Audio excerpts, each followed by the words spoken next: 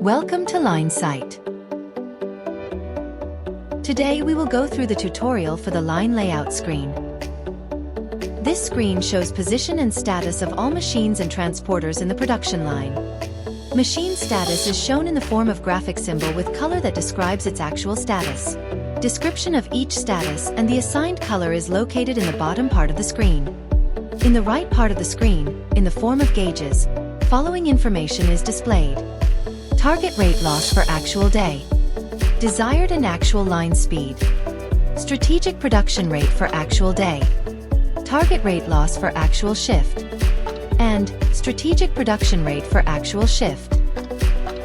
Below these gauges, you can read following information regarding the production line. Active recipe. Duration of the last stoppage. Day and shift data for. Mean time between stops. Mean time to recovery. Number of produced bottles.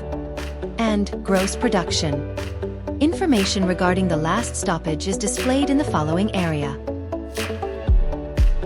That is all for today's tutorial. If you have further questions, please feel free to contact us and we will answer as soon as possible. Thank you for your attention and please subscribe to our YouTube channel for more content.